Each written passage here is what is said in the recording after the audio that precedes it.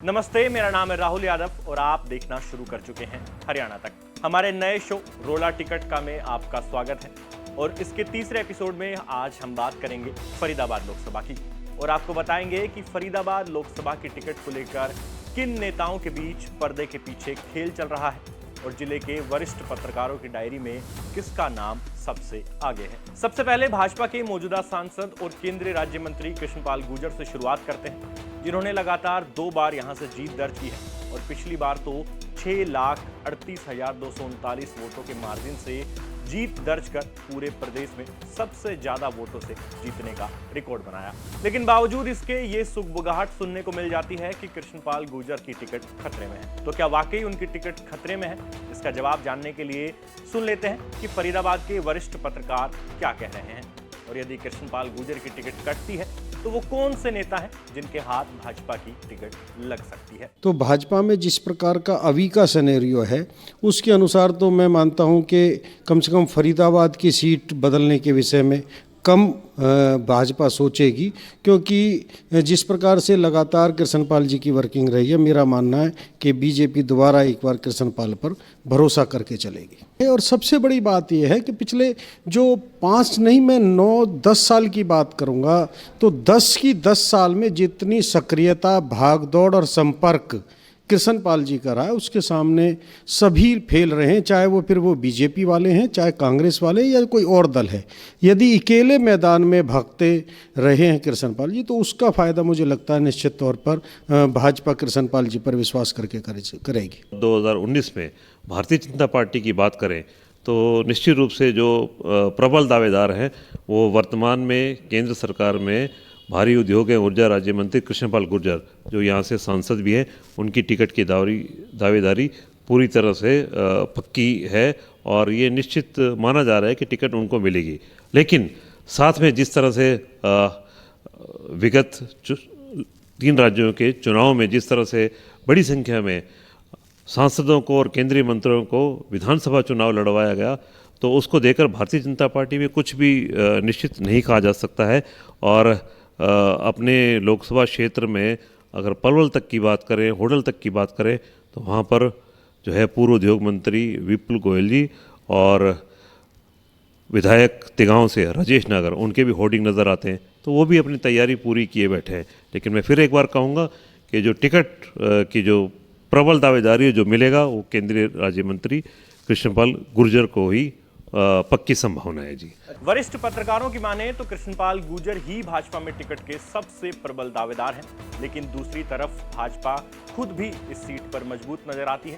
लिहाजा कृष्णपाल गुर्जर की जगह यदि राजेश नागर या पूर्व मंत्री विपुल गोयल को उम्मीदवार बनाया जाता है तो हैरानी की बात नहीं होगी। भाजपा के बाद अब बात कांग्रेस की करें तो यहाँ 4 बड़े नामों की चर्चा है। पहला नाम है वरिष्ठ कांग्रेस नेता महेंद्र प्रताप का। उनके हिस्से से उनके बेटे विजय प्रताप का नाम भी सबसे आगे है। दूसरा बड़ा नाम है पूर्व मंत्री करण दलाल का। तीसरा बड़ा नाम है कांग्रेस नेता ललित नागर का और चौथा बड़ा नाम है पूर्व में कांग्रेस के प्रत्याशी रहे अवतार सिंह भड़ाना का। इन बड़े नामों के अलावा सियासी गलियारों में एक और नाम की चर्चा है और वो नाम है NIT फरीदाबाद से कांग्रेस विधायक नीरज शर्मा का।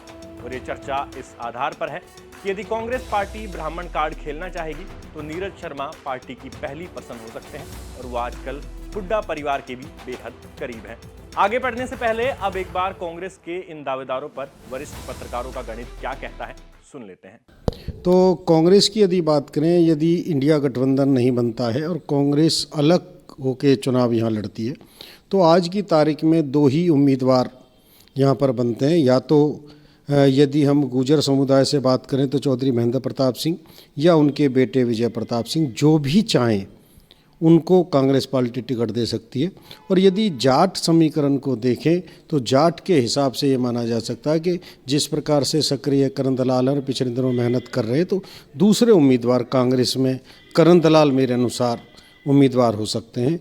देखो, जो मैं मान के चल रहा हूँ, पिछला चुनाव अवतार सिंह भड़ाना यहाँ से लड़े थे कांग्रेस टिकट पर, और लेकिन जो बार बार उनका दल बदलना रहा है और विगत चुनाव में भी वो राष्ट्रीय लोकदल की पार्टी पर विधानसभा का चुनाव लड़े थे, तो इस बार कांग्रेस उनकी तरफ नहीं देख रही और वो उनका भी लगभग कांग्रेस से किनारा किए बैठे हैं वो भी।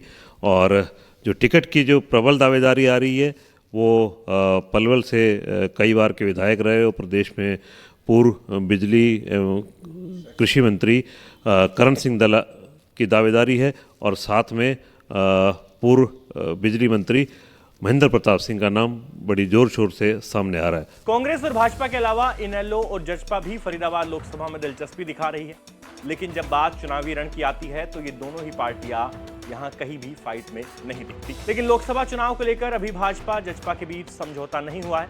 उधर इनेलो भी किसी गठजोड़ का हिस्सा नहीं है, लिहाजा ये दल भी यहां अपना उम्मीदवार उतार सकते हैं। लेकिन इन दोनों पार्टियों के पास विकल्प क्या है और कितना इनमें दमखम है, इसको लेकर एक बार वरिष्ठ पत्रकारों की राय जान लेते हैं। तो जहाँ तक बात जेजेपी और इनेलो की आप कर रहे हैं, यदि आज हम फरीदाबाद लोकसभा क्षेत्र में इनको ये सोचें कि किसी को टिकट देंगे तो कम से कम कोई नेता तो इनकी टिकट लेके तैयार नहीं होगा, या तो इनको कोई बाहर से सेलिब्रिटी लाना पड़ेगा या जबरन टिकट देनी पड़ेगी इनको।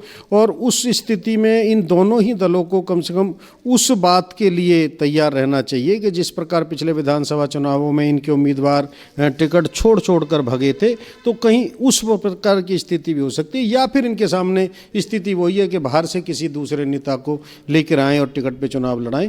वरना यहाँ पर इनके जो सक्रिय नेता, मैं नहीं मानता कोई इस प्रकार का है जो पूरी लोकसभा में अपना वर्चस्व रखता है या अपनी कार्रवाई पिछले दिनों में की है जिस भी नेता ने। दावेदारों का स्केच तो हमने आपके सामने रख दिया, मगर अब एक नजर फरीदाबाद लोकसभा के जातीय समीकरण पर भी डाल लेते हैं।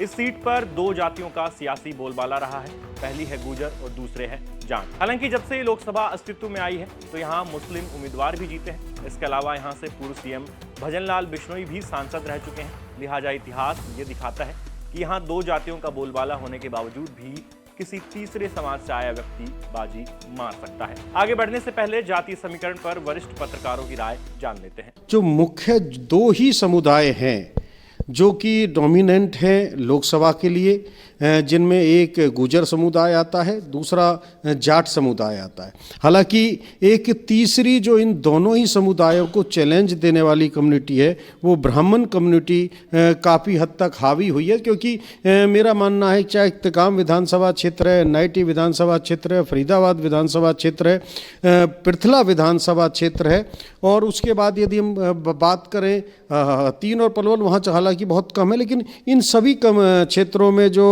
ब्राह्मण मतदाता हैं वो काफ़ी निर्णायक भूमिका में ब्राह्मण मतदाता रहते हैं। तो 9 विधानसभा की अगर हम बात करें उनमें से 4 में बहुतायत ब्राह्मण समुदाय है। तो मेरा मानना है कि गुर्जर और जाट और उसके बाद फिर ब्राह्मण, 3 ही कम्युनिटी ऐसी हैं जो लोकसभा में प्रतिनिधित्व कर सकते हैं। देखिए, यहाँ पर 2 कास्ट फैक्टर बड़े डोमिनेट करते हैं, उसमें गुर्जर भी हैं और उसमें जाट मतदाता भी हैं, और दोनों ही वर्गों से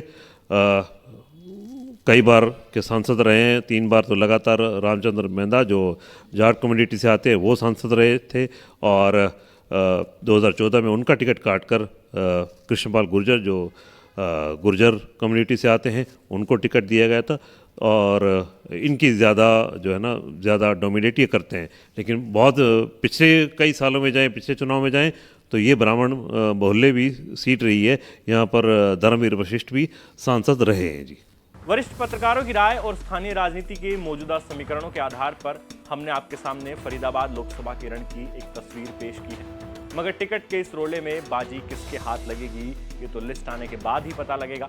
लेकिन आप कमेंट सेक्शन में लिखकर जरूर बता सकते हैं कि फरीदाबाद लोकसभा की टिकट किसके हाथ लग सकती है और राजनीतिक दलों को कौन से घोड़े पर दाव लगाना चाहिए।